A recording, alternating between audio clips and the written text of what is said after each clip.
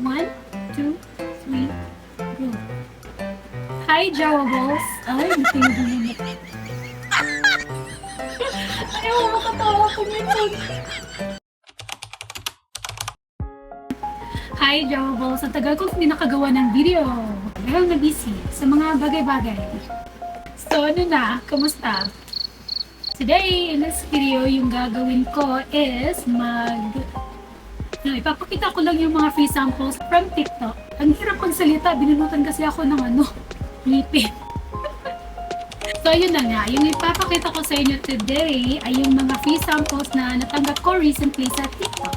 And, I'll share to you my, honest impression. Pero nagustuhan ko naman sila lahat. So, ito na, in no particular order, papakita ko lang siya sa inyo, tapos pag-usapan natin. Okay, yung una ko ipapakita, first item natin today ay ito, t-shirt. Ito pala siya sa, sa picture dun sa seller. At ito yung natanggap ko. Medyo manipis siya. At yung kala niya stretchable. O diba, manipis? Nakikita niyo ako. Doon sa video ko sa TikTok, sinabi ko doon na lessen your expectations kasi nga, siya, manipis. Airy din siya sa feeling, comfortable. Yun lang sa item na to. The end. Item number 2 natin is itong cap. Maganda siya. Swear. Tapos may paganyan siya dyan. Ito sturdy. Tapos ma-a-adjust mo din yung niya. Ma-a-adjust na yung laki ng ulo mo. Charis. O, diba? Ito yung picture niya sa seller. Tapos, this is what you get. Maganda naman. Anyway, that's all for this cap. Yung third item ko would be this Asla setting spray. Sobrang na to. Sobrang trending nito sa TikTok. Kaya nag-request ako ng free sample. Ang ganda niya. Talagang siya, effective. For me, effective siya. Hindi siya yung matte, yung finish. Hindi naman sobrang dewy. Lang kasi ako, oily skin ako. Tapos may nag-comment din dun sa video ko na makeup artist. Sabi niya, ito din daw yung ginagamit niya after ng mga cream products. At yung ginagamit niya. Proven and tested ng makeup artist. Opulent or opulent. I don't know how to read that one. Basta yun. Opulent. Mas mahal to kesa kay Asla. Si Asla very affordable. Ito naman, throughout the day, nalalock niya yung makeup ko not by setting it in a matte finish but melting the way it melts into the products together. Like, dito sa video na to, nag-foundation ako niyan. Ayoko kasi mag-foundation pag nagme-makeup ako everyday, like yung daily makeup ko, yung daily makeup routine ko, hindi ako na-foundation kasi nga hindi ko bet yung nagka-crack dito sa smile lines ko. Pero using this one, hindi. Very seamless yung effect niya sa mukha ko at sa mga fine lines ko. Nag-age na kasi ako, kaya may fine lines na. So, ito yung nagagawa niya, opulent. So, yun lang for this opulent setting spray. Next product is this one. Very very trending to sa TikTok. Sobra. Tapos maraming nagbabash din ito kasi nga hindi siya FDA approved. Ewan ko kung bakit hindi pa ito na FDA approved. Ang dami nang bumibili na ito. Tapos ang dami na ding mga testimonies na effective, ganito, ganyan. Kaya nag-request ako ng free sample. Ayun, at pinadalan ako. Pero yun nga, hindi ko ma-try kasi hindi pa siya FDA approved. So, I have to wait. Let's wait for the paper para ma-try na natin to. Next product would be this Art-Up R na Gentle Hair Removal Smoothing Skin. Basta yun. Art-Up R Mango. Okay lang naman siya. Okay lang. Yung pag-remove niya ng buhok mo sa kilikili or isang parte ng katawan mo, sobrang dali lang talaga. Kaso lang, hindi ko bet yung may naiiwan service. Kung nagmamadali ka naman, this is very convenient. Pero pag, if you have time, I think I will choose waxing. Yun lang para dito sa product na to. Tsaka ano siya, may konting amoy siya pag nilagay mo na. So, I don't know if nakakaitim yun ng kilikili or what. But, I'm afraid so. Pero, hindi ko naman tested. I'm not really sure. If you have any idea, pwede nyo i-share sa akin para, you know, sharing some knowledge. Next product ay itong mga brushes na nakuha ko from this seller. Yan. These are 7 brushes. Kaya ako nag-request ng free sample for this, for this brushes kasi ito yung mga favorite eyeshadow brushes ko. Talaga. Gamit na gamit ko sila sa sa kit ko. May binili ako online. Ano siya, mga 1,000 or more. May mga may mga big brushes na ganun. Ito yun. Gamit na gamit. Hindi ko pa yan nalinisan. Ito yung bago. Ito yung free sample na ni-request ko. Diba? Sobrang parehas lang nila. Walang pinagkaiba. They have the same quality na hair brush. Very smooth. If you wanna own your own brush, I suggest that you buy this one. Parang 200 lang yata to. Tapos may 7 brushes ka na. Ito, pwede siya pang pang powder mo.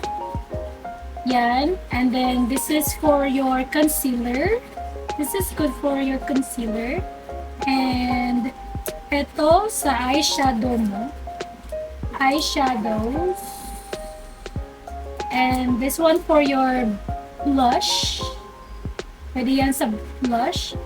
And, ito pang contour or yung parang pang nose line mo. Yan. Kasi ito, pwede mo siya pang contour din. Like, after using this for your powder or for your foundation, magagamit mo siya later on, tinisin mo lang. Pasensya na, nakatingin ako dito kasi ang screen na dito. Okay, that's all for the brushes. Yun lang. Next is, etong pajama. Yung very sexy na pajama. Ito yung picture dun sa seller. And ito yung nakuha ko. Actually, maganda siya. Hindi ako mahilig sa mga ganito, pero nagagandahan ako kasi. Kaya sinusuot ko siya every time na matutulog ako. Maliban na lang pag nilabad ko. Very soft. Very silky. Ganda. Ganda. Gusto ko siya. Gusto ko to. Isa to sa mga nagustuhan ko talaga ng mga free sample. Bumisita ka na sa TikTok ko at bumili ka na doon. Nagutos pa. Inutusan. I think I have 2 or 3 more items. Ito next is from Hati Diary. And dalawang alam nito. Kasi this is all over your page. Tadaan! This is their bodysuit. Ito yung sinuot ko nung nagka-sunburn ako. Nag-peel na yan. Pero hindi, ganyan pa rin siya. Sobrang ingat ko sa sa katawan ko, tsaka sa skin ko, pero wala. Anyway, this is the bodysuit. Ito yung tela niya.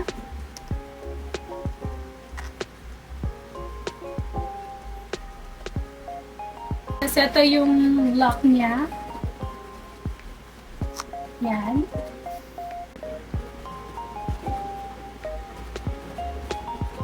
Ito yung picture ni seller. This is when I wear it. Yan. That's all. Next is itong bikini from Bliss. This is so cute. Sobrang cute. Yan yung picture niya sa seller. Yan. And this is what we get. Oh, sobrang ganda ng tela. Yung tela talaga, may pa-foam kasi siya, kaya secured. Ayan, diba? Oh, cute. Tapos ito yung skirt.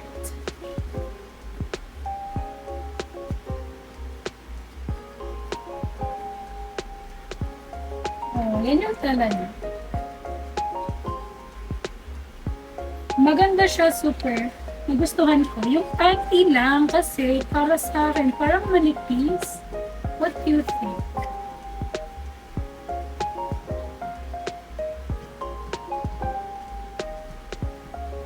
Pero anyway, ang cute ng bikini na to. Kaya I can't wait to recover from my tooth extraction. Para makapag-swimming. Charing! Nice! Anyway, that's all for the bikini. And now for the last product. I am saving the best for last. Kasi, ito yung so far naging super effective sa akin. This is from Glowfinity. This is their Miracle Underarm Whitening Cream. Ito talagang nakapagpaputi ng kilikili. Sa TikTok ko, makikita mo dun yung kilikili journey ko from the first time using this hanggang sa naubos ko yung 3. I think I started using this one since April yata. And I'm not sure, parang hindi to free sample. Minessage ako ni, okay, hindi to free sample. Minessage ako ni Miss Grace, yung CEO nito. Minessage niya ako and she wanted me to try their product. Gusto ko yung confidence ni Miss Grace kasi sabi niya, I'm going to send you some of my products, of my whitening deo cream, and you can make a video after a week. For sure daw na effective yung produkto niya. So yun, naitiga ako kasi sobrang confident niya nang minessage niya ako. Dapat lang naman siya maging confident kasi sobrang effective talaga niya sa akin. At yun, nakaubos na ako ng 3 tub. And yun, mag-order na naman ako. Kasi hindi na kasi ako nagdi-deo. Ito na yung ginagamit ko. If you want to have some of these, you can buy it individually or 2 or 3. Just visit my TikTok and dun ka mag-order, okay? Para magka-commission ako. I wanna say hi to Miss Grace and thank you for choosing me to use this product of yours na sobrang effective. Walang halong joke. Anyway, yun lang. Thank you! So, ayun, at sana nagustuhan nyo yung pa-review. Wala kasi ako magawang ibang videos, kaya yun na lang. Hindi pa kasi ako makakagawa ng mga makeup transitions, kaya ito na lang. Sana may mga nagustuhan kayo dun sa mga pinakita kong items. And if you want to order them, nasa yellow basket ko lang, okay? Siguro ilalagay ko na lang yung mga links down below para doon nyo na lang i-click and it will lead you directly to the product or to the item na nagka-interest kayo. Thank you so much. I hope to see you again on my next video here. I'm hoping to make more videos sa YouTube at maging active more dito. Not only sa TikTok. Yeah, yun lang. I hope to see you soon. Thank you so much. Bye!